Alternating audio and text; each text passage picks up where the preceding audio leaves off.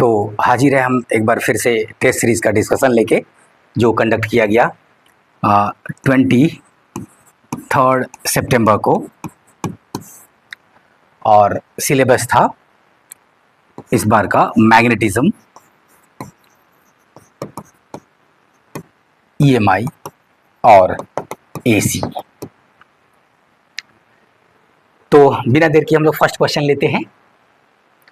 The magnetism of magnet is due to, ये किसी भी मैग्नेट की बात कर रहा है, मतलब मैग्नेट मटेरियल से बना होगा, और मटेरियल के अंदर जो मैग्नेटिक प्रॉपर्टी आती है, आपसे पूछा जाए सीधा तो सबसे पहले बोलना है due to atomic dipoles. Atomic dipoles कहाँ से आते हैं? तो एटम के अंदर जो इलेक्ट्रॉन का ऑर्बिटल रिवॉल्यूशन हो रहा है उसकी वजह से आएंगे। ऑर्बिटल रिवॉल्यूशन में जो पेयर्ड इलेक्ट्रॉन है उनका मैग्नेटिक मोमेंट एक दूसरे को कैंसिल कर देगा, तो जो आपके लिए इफेक्टिव है वो अनपेयर्ड है। ठीक है, तो जो अनपेयर्ड इलेक्ट्रॉन के वजह से एटॉमिक डाइपोल्स बनता है, उसके वजह से आता है। तो आपके दिमाग में तुरंत आ जाएगा कि वो क्या है, तो सर्कुलर करंट है। तो रिवॉल्यूशन कहना बेहतर होगा। तो मैग्नेटिक जो प्रॉपर्टी है वो एक और चीज़ से भी आता है, और वो डोमिनेंट हो जाता है और इम्पॉर्टेंट हो जाता है केवल फेरोमैग्नेटिक मटेरियल में। ठीक, वो है स्पिन के वजह से। स्पिन जानते हैं, वो चौथा क्वांटम नंबर है, और उसके वजह से भी एक एसोसिएटेड एंगुलर मोमेंट होगा, एंगुलर मोमेंटम होगा। तो जो ऑर्बिटल एंगुलर मोमेंटम है वो, और जो स्पिन एंगुलर मोमेंटम है, दोनों मिल के दे रहे होंगे मैग्नेटिक। तो सीधे आपसे बोला जाएगा तो आप रिवॉल्यूशन बोलेंगे, काम चल जाएगा। लेकिन बोले क्या स्पिन भी दे सकता है? तो हाँ, दे सकता है। इन्होंने यहाँ पे ऐसा कुछ भी नहीं लिखा है कि फेरोमैग्नेटिक मटेरियल है, तो आइडियली इनको ऑप्शन में देना चाहिए था रिवॉल्यूशन ऑफ इलेक्ट्रॉन्स, लेकिन इन्होंने सिर्फ स्पिन लिख के छोड़ दिया और बाकी कुछ दिया नहीं है, तो आप उसको चुन लेंगे क्योंकि इसकी वजह से भी आता है, और फेरोमैग्नेटिक मटेरियल में वो इंपॉर्टेंट हो जाता है। मूव करते हैं आगे। अब बार मैग्नेट इज कट, ठीक है, parallel to analysis on the following physical quantities of which remains unchanged. बहुत बढ़िया क्वेश्चन है। देखिए, कट करने से क्या होता है पोल के साथ और डाइपोल मोमेंट के साथ, वो कुछ खास नहीं है। वो तो आप जानते हैं कि इधर से कट करेंगे तो ये जो क्रॉस सेक्शनल एरिया है, क्रॉस सेक्शनल एरिया है, ये a/2 हो जाएगा, तो पोल स्ट्रेंथ भी m/2 हो जाएगा, लेकिन लेंथ वही रहेगा। तो जो मैग्नेटिक डाइपोल मोमेंट आप लिखेंगे वो m × 2l, तो l वही रहा, m आधा होने की वजह से ये भी आधा हो जाएगा। ठीक, ऐसे कट करने की वजह से दोनों का आधा आधा हो जाएगा। अगर देखिए ऐसे कट कर देते तो क्या होता, तब वैसे केस में l जो है वो l/2 हो जाता, सेकेंड केस में क्या हो जाता, l/2 हो जाता। तो जो मैग्नेटिक मोमेंट है और जो पोल स्ट्रेंथ है उसको मतलब है एरिया से। एरिया से मतलब कितना फील्ड लाइंस निकल रहा है, वो डिपेंड करेगा कि कितना एरिया है, उतना ज़्यादा निकलेगा उतना ज़्यादा स्ट्रेंथ होगा। तो सेकेंड केस में अगर आप ऐसे काटे तो एरिया सेम रहा, इसलिए इस बार पोल स्ट्रेंथ सेम रहा, लेकिन इस बार लेंथ आधा हो गया। तो यहाँ पे पोल के आधा होने से मैग्नेटिक मोमेंट आधा हो गया, यहाँ पे लेंथ आधा होने की वजह से मैग्नेटिक मोमेंट आधा हो गया। तो कैसे भी काटेगा मैग्नेटिक मोमेंट आधा हो रहा है। अगर दो बराबर हिस्सों में काटा जा रहा है तब एक बार परपेंडिकुलर और एक बार एक्सियल पोजीशन से। अच्छा, मैग्नेटिक मोमेंट एक वेक्टर क्वांटिटी है, काटने के बाद जोड़ के भी पूछ सकता है आपसे क्या है, तो आपको ध्यान देना है कि मैग्नेटिक मोमेंट का जो डायरेक्शन है वो साउथ पोल से नॉर्थ की तरफ लेना है, और जैसे सजा देगा वैसे आप निकाल लेंगे। फॉर एग्जांपल एक मैग्नेट ऐसे दे दे तो डाइपोल मोमेंट बीच में हो जाएगा, ये m है, ये m है, तो ये m√2 हो जाएगा। ये कोई बड़ी बात नहीं थी, तो ये सब आप कर लेते हैं। अब देखिए ये कैसे काट रहा है, तो मैग्नेटिक एक्सिस से काट, parallel to the magnetic axis काट रहा है। ठीक, तो पूछ रहा है मतलब ये वाला कट ले रहा है, ये वाला। of the following physical quantities the one which remains unchanged is। तो देखिए ऐसे काटने से पोल स्ट्रेंथ आधा हो रहा है, ये तो m/2 हो जा रहा है, चेंज हो जा रहा है। मैग्नेटिक मोमेंट उसके वजह से आधा हो जा रहा है, तो ये भी मैग्नेटिक मोमेंट कैपिटल m/2 आप लिख दिए, चेंज हो जा रहा है। नन ऑफ दिस तो लेंगे नहीं, यहाँ आते हैं, ले सकते थे, आते हैं इंटेंसिटी ऑफ मैग्नेटाइजेशन को। उसको थोड़ा सा समझ लीजिए। इंटेंसिटी ऑफ मैग्नेटाइजेशन, एक एक ब्लैंक स्लाइड ले लेते हैं। ये देखिए, इंटेंसिटी ऑफ मैग्नेटाइजेशन, जिसको मैग्नेटाइजेशन वेक्टर मोस्ट कॉमनली बोला जाता है, मैग्नेटाइजेशन वेक्टर आई, इसी को क्या बोला आपने, इंटेंसिटी ऑफ मैग्नेटाइजेशन, मैग्नेटाइजेशन। जब किसी मटेरियल को मैग्नेटिक फील्ड में रखते हैं तो मटेरियल के अंदर उसके जो एटॉमिक डाइपोल्स हैं, और एटॉमिक डाइपोल्स होंगे पैरामैग्नेटिक मटेरियल में थोड़े कम और फेरोमैग्नेटिक मटेरियल में ज़्यादा, जब तक उनको छेड़ा ना जाए, जब तक उनको बोला नहीं जाए, जब तक कोई उनको फोर्स नहीं किया जाए, दोनों केसेस में वो रैंडमली अरेंज होंगे। और जब रैंडम होंगे तो पूरे मटेरियल का अभी भी नेट डाइपोल मोमेंट जीरो आएगा, सबके छोटे छोटा का सब रैंडम एक दूसरे को कैंसिल कर देगा। तो ये जो एक्सटर्नल मैग्नेटिक फील्ड में डालेंगे तब डाइपोल पे टॉर्क लगेगा, सब एटॉमिक डाइपोल्स पे, और सब सजना शुरू होगा। तो ये जो सजावट बनेगी ये दो चीज़ों पे डिपेंड करेगा कि वो जो मटेरियल है वो कितना रेसिस्ट कर रहा है इसको, वो कितना एक तरह से थुथुर है, ठीक है, कितना वो रेसिस्ट कर रहा है, नहीं बात मान रहा है, ठीक है।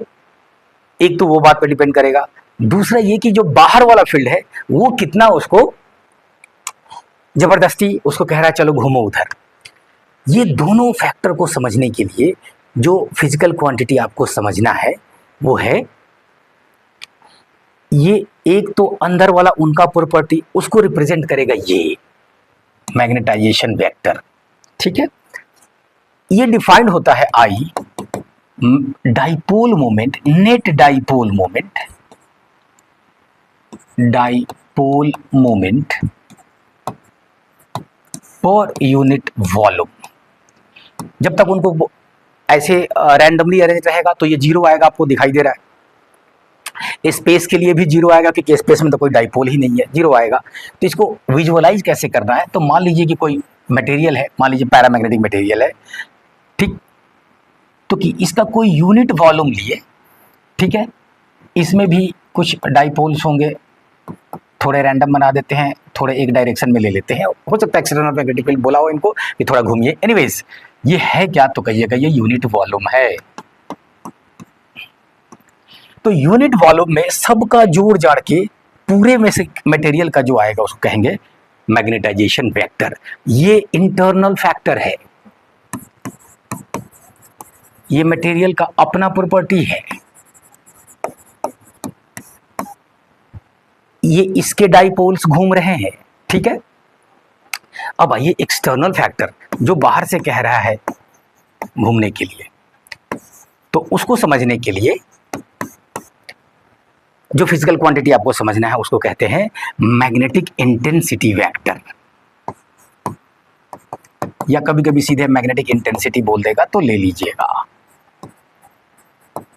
मैग्नेटिक इंटेंसिटी वेक्टर एच से दिखाते हैं।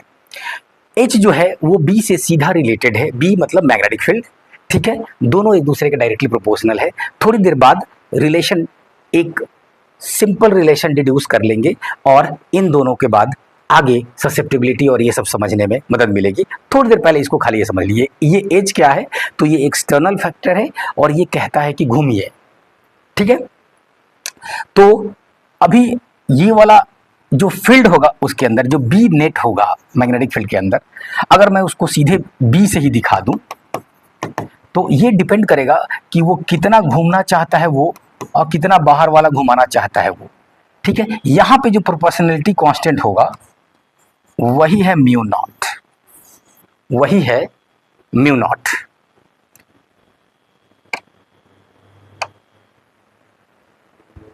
वही म्यू नॉट है।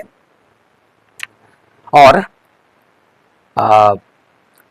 इसके आगे बढ़ेंगे थोड़ी देर बाद, ध्यान रखिएगा, ये जो परमिएबिलिटी आता है वो इसी इक्वेशन से आता है कि कितना मैग्नेटिक फील्ड लाइंस को परमिशन होगा किसी मटेरियल से होके गुजरने के लिए। ठीक। हाँ, ये बात जब समझ गए तो आइए स्लाइड पे लौटते हैं।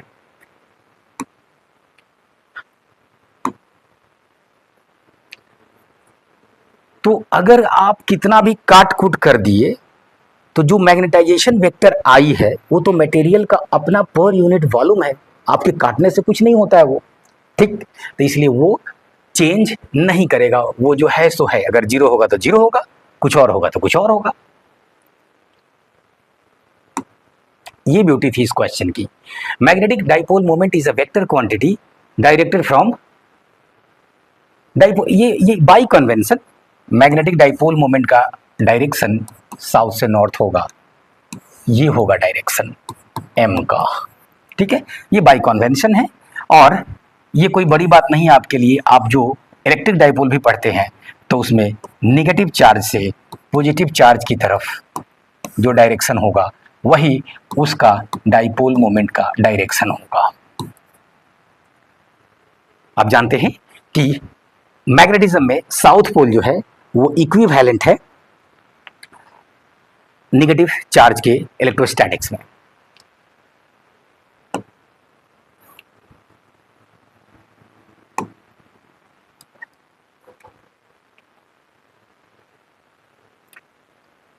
current in a circular loop is equivalently replaced by a magnetic dipole। देखिए जो मैग्नेटिक डाइपोल मोमेंट है वो पोल स्ट्रेंथ इनटू पोल के बीच का डिस्टेंस होता है, जिसको कि आमतौर पे आप 2L लेते हैं, वो ठीक है।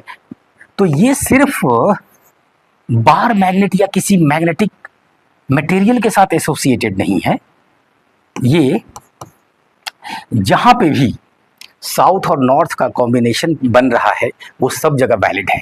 तो ये जो डाइपोल मोमेंट होगा, ये सर्कुलर करंट अगर आई है और इसका एरिया अगर ए है तो इसके साथ जो डाइपोल मोमेंट एसोसिएटेड है वो है आई ए, आई ए, ठीक। तो ये जो वैल्यू होगा, अगर इक्विवेलेंट पहले ही बोल दिया तो डाइपोल मोमेंट वही लेना होगा, तो जो डाइपोल मोमेंट होगा वो फिक्स हो जाएगा, the product M D is fixed, भले उसका रूप बदल जाएगा। Magnetic lines of force due to bar magnet do not intersect because, देखिए लाइन अगर इंटरसेक्ट कर जाएंगे तो इसका मतलब ये हो जाएगा कि जहां पे दोनों एक दूसरे को टच किए हैं वहां पे दो डायरेक्शन हो जाएंगे, और ऐसे नहीं होगा किसी दिए हुए पॉइंट पे कोई नेट तो एक ही डायरेक्शन आएगा ना। A point always has a net magnetic field, हाँ कोई नेट मैग्नेटिक फील्ड वहां होगा, अगर इंटरसेक्ट कर जाएगा तो प्रॉब्लम आ जाएगा। Magnetic lines of force inside a bar magnet, bar magnet में साउथ नॉर्थ, ठीक है, तो नॉर्थ से निकला साउथ में घुसा और अंदर भी लाइंस है, तो बाहर में नॉर्थ से साउथ और अंदर में साउथ से north. Loop carrying a current is replaced by an equivalent magnetic dipole. A point on the axis of the loop is, ठीक है। अब देखिए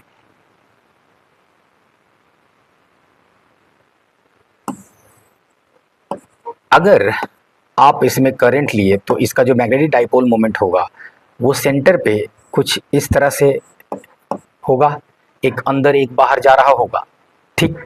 मान लीजिए कि ये पूरा ही आप लूप को ले लीजिए बोर्ड पे, तो एक तरफ से देखेंगे तो यहाँ नॉर्थ दिखेगा, दूसरी तरफ से देखेंगे तो साउथ दिखेगा, ठीक है। तो मैग्नेट कुछ इस तरह से होगा, ये नॉर्थ और उधर साउथ, ठीक।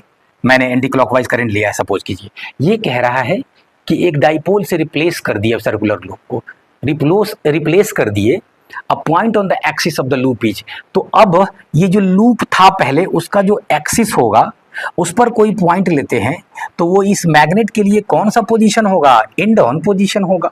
इधर होता तो ब्रॉड साइड ऑन पोजीशन होता, तो इट्स एंड ऑन पोजीशन।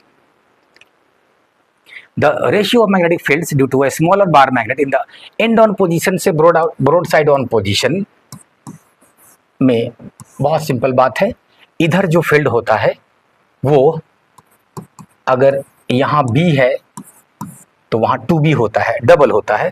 आप जानते हैं b जो एक्सियल होगा वो μ0 by 4 pi 2m by r cube, और परपेंडिकुलर के लिए लेंगे तो केवल 2 गायब हो जाएगा, बाकी सब रहेगा। आगे बढ़ते हैं। Which of the following is not correct about relative magnetic permeability. चलिए यहाँ पे थोड़ा सा हम लोग अब समझ लेते हैं। जो मैग्नेटाइजेशन वेक्टर और मैग्नेटिक इंटेंसिटी की बात कर रहे थे, वहीं से ये सब निकल के आता है। कौन कौन? रिलेटिव परमिएबिलिटी निकल के आएगा, मतलब परमिएबिलिटी ऑफ मटेरियल निकल के आएगा, ससेप्टिबिलिटी ऑफ मटेरियल निकल के आएगा। तो ये सब चीज़ें जब वहीं से निकल के आया है तो उस इक्वेशन को एक बार देख लीजिए एकदम सिंपल तरीके से।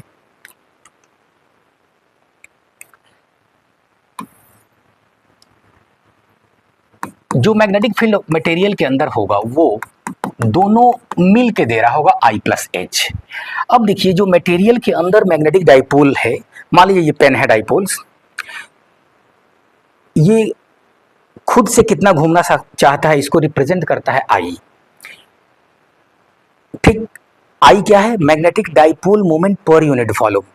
तो ये कितना घूमेगा, एक तो ये खुद से कितना घूम रहा है वो पर यूनिट वॉल्यूम वो डिसाइड करेगा, और बाहर वाला जो है अगर वो ही मजबूत हुआ तो घुमा देगा ज़्यादा, तो ज़्यादा घुमा देगा तो ज़्यादा मैग्नेटिक डाइपोल पर यूनिट वॉल्यूम आएगा। इसका मतलब ये हुआ कि ये जो I है ये खुद बाहर वाला के भी प्रोपोर्शनल है। बाहर वाला जितना मजबूत होगा I का वैल्यू उतना ज़्यादा आएगा पर यूनिट वॉल्यूम। तो फॉर एनी मटेरियल, इनफैक्ट अब हम लोग बात कर रहे हैं पैरामैग्नेटिक मटेरियल का मेनली, कि कितना वो घूमेगा।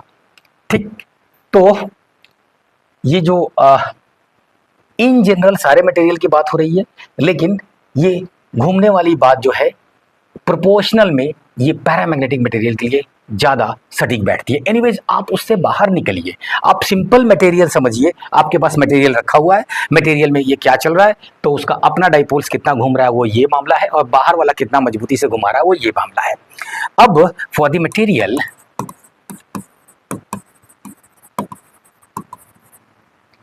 ये I जो होगा ये खुद H के प्रोपोर्शनल होगा। यहाँ पे प्रोपोर्शनलिटी कांस्टेंट है जो हटाते हैं, तो ये जो सिंबल है इसको पढ़ते हैं जीटा। एक लाइन खींच देना ऊपर से, जीटा, और इसको कहते हैं ससेप्टिबिलिटी ऑफ मटेरियल।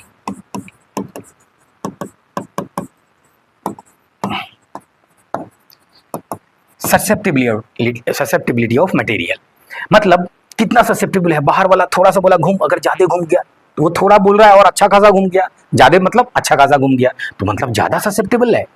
एच थोड़ा सा दिए, आई आ गया ठीक ठाक, ज्यादा ससेप्टिबल है। ठीक, और देखेंगे आगे हम लोग फेरोमैग्नेटिक मटेरियल कुछ ज्यादा ही ससेप्टिबल होता है। ठीक, आइए अब इसको यहां डाल लेते हैं। देखो जो अंदर का बी फील्ड होगा वो mu naught zeta H plus H, H को बाहर ले लीजिए, mu naught H 1 plus zeta. 1 is a number and zeta is a constant, so 1 plus zeta is a constant. ठीक है, इसी को कहते हैं relative permeability. Mu R H. ठीक, और परमिएबिलिटी ऑफ फ्री स्पेस और relative permeability of the material दोनों को मल्टीप्लाई करके अल्टीमेट जो होगा फाइनल परमिएबिलिटी हो गया मटेरियल का, तो उसको सीधे म्यू से दिखा देंगे। ठीक है, और तब कहेंगे परमिएबिलिटी ऑफ मटेरियल जो होगा वो म्यू नॉट म्यू आर है। अब देखिए डायमेंशन से इधर परमिएबिलिटी इधर परमिएबिलिटी, तो ये बगल में जो आया है इसको डायमेंशन लेस होना ही पड़ेगा, नहीं तो सब गड़बड़ हो जाएगा। तो इट्स जस्ट ए नंबर, वो कितना गुना बढ़ा रहा है वो मामला है। तो ये एक नंबर होगा, इसका कोई यूनिट नहीं, कोई डायमेंशन नहीं होगा, किसका? म्यू आर का, जो रिलेटिव परमिएबिलिटी है। तो ये जो एक्सप्रेशन है जो यहाँ तक हम लोग पहुँचे हैं, ये ध्यान रखना है। 1 प्लस जीटा को हटा के आपने रिलेटिव परमिएबिलिटी लिया है। ये ध्यान रखना है कि जो म्यू आर है वो 1 प्लस जीटा को हटा के आपने लिया है। ठीक, तो ये यूज होने जा रहा है आगे। अब यहीं पे बताते चले कि अंदर में अगर डायमैग्नेटिक मटेरियल को एक्सटर्नल मैग्नेटिक फील्ड में लाते हैं तो अंदर में मैग्नेटिक फील्ड कम हो जाता है। थोड़ा ही कम होता है लेकिन हो जाता है। कम होने के लिए यहाँ पे हो जाइए, यहाँ ये वाली जगह पे अंदर में कम होने के लिए ये निगेटिव कर देंगे, 1 माइनस कुछ घटा देंगे तो अंदर में कम हो जाएगा। ठीक, तो जो डायमैग्नेटिक मटेरियल है उनका ससेप्टेबिलिटी निगेटिव होता है और छोटा होता है, थोड़ा ही सा कम करता है। ठीक है, पैरामैग्नेटिक मटेरियल में अंदर में डाइपोल्स घूमेंगे, इसलिए अंदर में नेट मैग्नेटिक फील्ड बढ़ जाएगा। बढ़ने के लिए 1 प्लस जीटा को पॉजिटिव लेना होगा, जीटा को। ठीक है, तो पैरामैग्नेटिक मटेरियल के लिए जीटा पॉजिटिव होता है लेकिन थोड़ा छोटा ही होता है, 8, 10, 20 तक जाता है, बहुत है, इस तरह की चीजें रहती है। ठीक, फेरोमैग्नेटिक मटेरियल के लिए पॉजिटिव तो होगा ही ये जीटा, क्योंकि अंदर में फील्ड बहुत गुना बढ़ाना है और ये कई बार 1000 के रेंज में होता है, 1000, 2000, 10,000 इस तरह के रेंज में भी हो सकता है, इतना बड़ा उनका ससेप्टिबिलिटी होता है। तो ये बातें थी जो जम के इस चैप्टर में यूज होता रहता है। ध्यान रखेंगे, जो सिंपल डेरिवेशन मैंने किया है इसको दिमाग में बैठा लेंगे, नोट कर लेंगे, क्योंकि ज़्यादातर जो बुक्स और गाइड्स है उसको इतना ये कॉम्प्लिकेटेड कर देते हैं कि मामला सब इधर का उधर हो जाता है।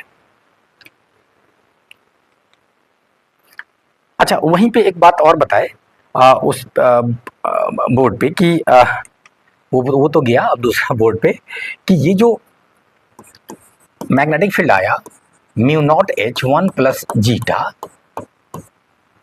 फॉर वैक्यूम यानी फ्री स्पेस, जिसको कि आप सीधे स्पेस करके निकल जाते हैं, फ्री स्पेस या स्पेस वैक्यूम के लिए क्या होगा मामला, जरा देखिए। तो वैक्यूम के लिए जो, इससे थोड़ा सा और पीछे आ जाइए, mu naught I plus H आपने लिखा था, इसके ही आगे बढ़ने की जरूरत ही नहीं है क्योंकि उसके ससेप्टेबिलिटी का कोई मामला ही नहीं आएगा। अरे डाइपोल होगा तब ना ससेप्टेबल होगा, घूमेगा नहीं घूमेगा, अरे है ही नहीं, तो है ही नहीं डाइपोल, तो dipole moment per unit volume ही नहीं होगा। ठीक है, फ्री स्पेस के लिए तो जरा देखिए, तो B बराबर म्यू नॉट H होगा और इसी इक्वेशन से डिफाइन कर देते हैं मैग्नेटिक इंटेंसिटी वेक्टर को। ठीक है, कि ये कुछ नहीं है, net magnetic field divided by mu naught है। ठीक है, इनका रेशियो है। तो मैंने शुरू में ही कहा था कि B और H कुछ नहीं है, दोनों एक दूसरे को रिप्रेजेंट करते हैं, बस परमिएबिलिटी के मल्टीप्लिकेशन का फर्क है, ध्यान रखिएगा। Which of the following is not correct about relative magnetic permeability? ठीक है, it is a dimensionless pure ratio, correct है, अभी भी बात हो रही थी। For vacuum medium it's value is 1। ठीक है, वैक्यूम के लिए जो परमिएबिलिटी होगा वो म्यू नॉट ही होगा, तो इसके बगल में क्या छुपा हुआ था, 1, तो इसके बगल में ही तो म्यू आर था, तो मतलब म्यू आर को 1 होना होगा, क्योंकि स्पेस के लिए वही हो जाता है म्यू नॉट, रिलेटिव परमेबिलिटी को 1 होना होगा। फॉर फेरोमैग्नेटिक मटेरियल जो रिलेटिव परमेबिलिटी को बहुत ज्यादा होगा, ये देखिए R है, ये कॉमन नहीं है, काफी ज्यादा होगा, अभी भी बात हो रही थी, और पैरामैग्नेटिक मटेरियल के लिए भी ज्यादा होगा, वो 1 से तो ज्यादा होगा। ठीक,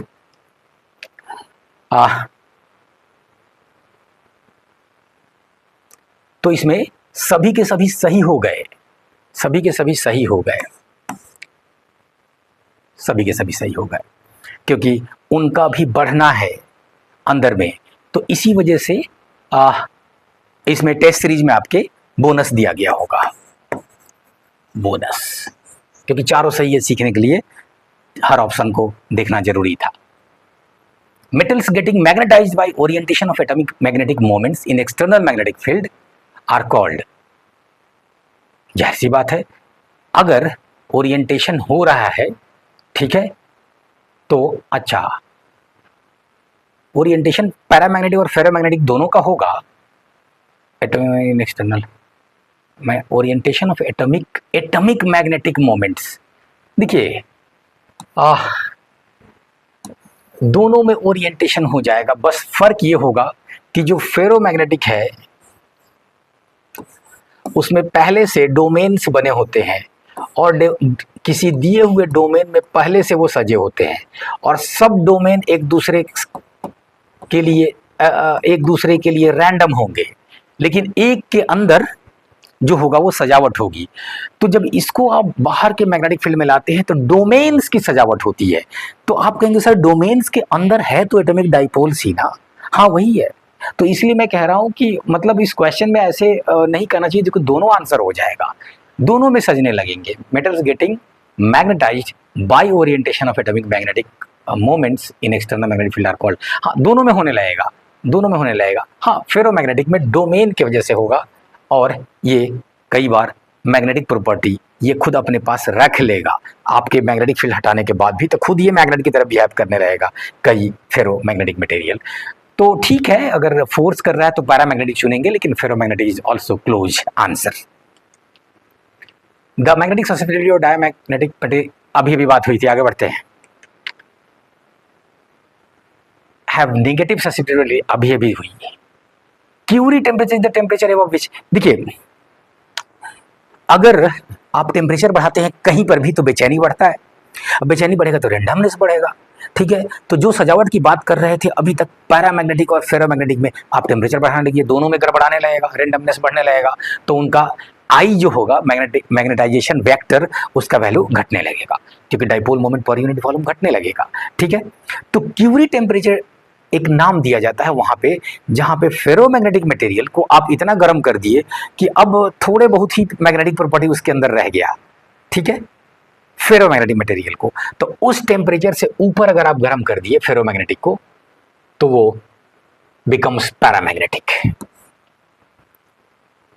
हाँ, अब फिर से ठंडा कर देंगे तो फिर से फेरोमैग्नेटिक हो जाएगा, ध्यान रखिएगा, ठंडा होते ही हो जाएगा, वो इंतजार नहीं करेगा। अब material is placed in a magnetic field and it is thrown out of it, thrown मतलब फेंका गया, अरे यार तो रिपेल हो गया, डायमैग्नेटिक है। और diamagnetic material in a magnetic field moves, ला ये फेंकाएगा मतलब स्ट्रॉन्गर से वीकर की तरफ दूर चला जाएगा, मैग्नेट के पास से दूर जाएगा, तो पास में स्ट्रॉन्गर फील्ड है, दूर में कमजोर फील्ड है। Whenever the magnetic flux linked with an electric circuit changes and EMF is induced in the circuit, this is called oblige। इस घटना को इलेक्ट्रोमैग्नेटिक इंडक्शन कहते हैं। इस पे जो लॉ दिया गया वो फैराडे साहब के द्वारा दिया गया, Faraday's law of electromagnetic induction, EMI। ये तो डेफिनेशन ही था। Induced EMF is produced when a magnet is plunged into a coil। ठीक है, the strength of the induced EMF is independent of, देखिए जो इंड्यूस्ड ईएमएफ होगा उसको मतलब है d∅/dt से। अरे वो हमेशा अपोजिट होगा, अगर चेंज इन फ्लक्स पॉजिटिव है तो ये नेगेटिव होगा, वो एक अलग बात है। हम कह रहे हैं मतलब है फ्लक्स से, क्योंकि फ्लक्स में चेंज होगा और टाइम तो चेंज होता ही है, वो तो हमेशा होते रहता है। तो इसको छोड़िए ना, आप यहाँ पकड़िए ना कि फ्लक्स में चेंज हो रहा है कि नहीं। तो फ्लक्स दिया जाता है BA cos थीटा। तो तीन चीजें, अगर मैग्नेटिक फील्ड चेंज किया तब, एरिया चेंज किया तब, या एंगल चेंज किया तब फ्लक्स में चेंज हो जाएगा। और जैसे ही फ्लक्स में चेंज आ जाएगा EMF इंड्यूस होगा। ठीक है, इसमें कहीं पर भी कुछ रेसिस्टेंस आया है क्या? नहीं। तो the resistivity of the wire of the coil, उससे कोई मतलब नहीं है, बाकी तीनों से मतलब है। स्ट्रेंथ ऑफ द मैग्नेट यानी magnetic field, yes. Number of turns of the coil, yes. एक कॉइल के लिए BA cos थीटा, तो n नंबर ऑफ कॉइल के लिए n BA cos थीटा, तो वो तो रहेगा ही यार। अच्छा, ये बात जरा पूछ तो नहीं सकते अभी आपसे, लेकिन अगर क्लास में होते तो पूछते कि आखिर ये बार बार नंबर ऑफ टर्न्स का मामला काहे आ जाता है इन चैप्टर्स में? क्योंकि मैग्नेटिक फील्ड बहुत कमजोर होता है इलेक्ट्रिक फील्ड के सामने। तो आप कुछ ठीक ठाक अगर फील्ड लेना चाहते हैं जिससे कुछ काम हो सके, तो जब न तब आपको नंबर ऑफ लूप्स बढ़ाने होंगे और उनको एक साथ अरेंज करना होगा, ताकि कुछ आपको काम का फोर्स मिल सके, काम का EMF मिल सके, काम का टॉर्क लग सके, कुछ भी करना है तो। इसलिए मोटर आप देखेंगे अंदर तो कॉइल्स लपेटा हुआ होगा, जनरेटर होगा उसमें भी कॉइल्स लपेटा हुआ होगा। तो इस तरह की चीज़ें बार बार जगह जगह आएगी, और नंबर ऑफ टर्न्स की बात आएगी, नंबर ऑफ लूप्स की बात आएगी। ठीक है, तो ये भी हो गया, ये भी हो गया। Speed with which the magnet is moved, ज़्यादा स्पीड से आएगा तो बी फील्ड, ये जो लूप है, आप मैग्नेट को, ये जो फील्ड है इस तरह से, देखिए अभी मैग्नेटिक फील्ड लाइंस तेजी से मैं सटा दे रहा हूँ, आप सटाएंगे नहीं, ध्यान रखिए। इसको तेजी से लाएंगे तो पहले कुछ फील्ड इसके अंदर से जा रहा था, अब कई फील्ड अंदर जाने लगेगा। तो इसलिए किस स्पीड से ला रहे हैं उस पर डिपेंड करेगा, क्योंकि ये फ्लक्स को चेंज करेगा, क्योंकि जैसे जैसे मैग्नेट नज़दीक आएगा ये उसका मैग्नेटिक फील्ड का वैल्यू बढ़ेगा। According to Faraday's law of electromagnetic induction, कुछ नहीं, फ्लक्स के चेंज से। A moving conductor coil produces an induced EMF. This is in accordance with Faraday's law. Insulated wire is connected to a battery. If it is taken to a galvanometer, its pointer is deflected because a coil of insulated wire is connected to a battery. If it is taken to a galvanometer, the pointer is deflected because induced current with the coil acts like a magnet. The number of turns in the coil of galvanometer has changed. Answer इसका गलत है, ठीक है।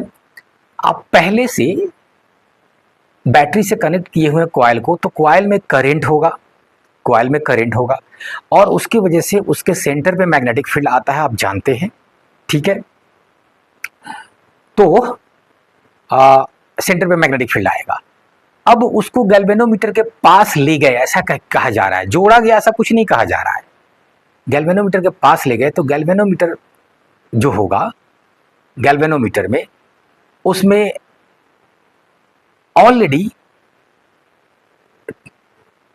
Magnetic needle बनाया जाए तब, या magnetic coil बनाया जाए तब, जो टर्न करेगा और टर्न करने की वजह से उसमें करंट आएगा। तो सीधे पूछा है गैल्वेनोमीटर, अच्छा फिर से ये जब गैल्वेनोमीटर बोल रहा है तो आपको कुछ नहीं, मूविंग कॉइल गैल्वेनोमीटर समझना है। मूविंग कॉइल गैल्वेनोमीटर समझना है, और मूविंग कॉइल गैल्वेनोमीटर में पहले ही से जो है कॉइल्स हैं और इसके साथ घड़ी की सुई अटैच किया हुआ है, करंट इसके थ्रू फ्लो कराएंगे, ठीक है। तो उसके हिसाब से ये टर्न मारेगा, इनको मैग्नेटिक फील्ड के बीच रखा हुआ रहता है, रखा हुआ रहेगा, ठीक। तो जितना करंट इसके अंदर देंगे आई, उसी के हिसाब से इस पे टॉर्क लगेगा, और वो कितना लगेगा आप जानते हैं। वो टॉर्क जो होता है वो magnetic dipole moment into magnetic field cross product होता है टॉर्क। और कॉइल के लिए आई ए होता है, एन नंबर ऑफ कॉइल्स होगा तो आई एन आई ए हो जाएगा, एन आई ए, और बी नियाब, ये टॉर्क लगता है। तो यहाँ पे कह रहा है कि पहले से आपके पास कोई कॉइल है, उसमें करंट है और यहाँ कोई करंट नहीं है।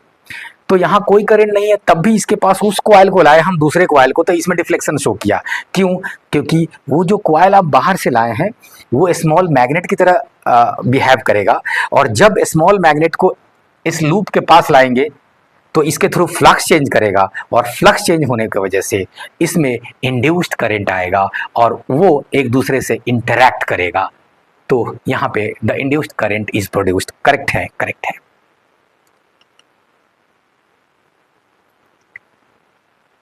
Lenz law is consequence of the law of conservation of energy.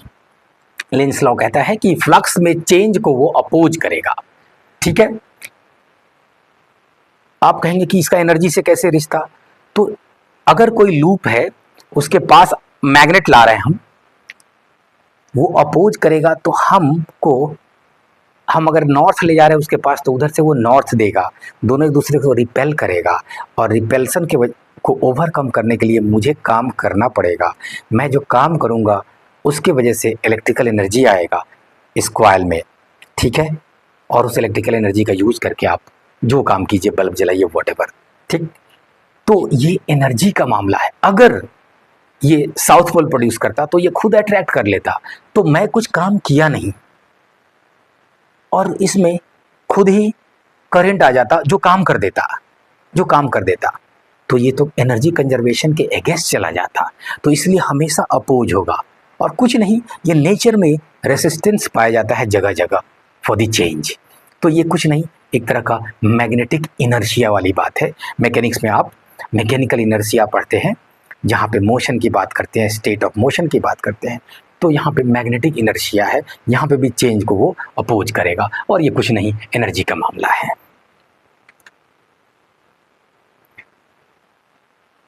एक बार तेजी से ला रहा है, एक बार धीरे से ला रहा है, तो इंड्यूस्ड ईएमएफ ज़्यादा तेजी से किस में आ रहा है, बाप रे, पहला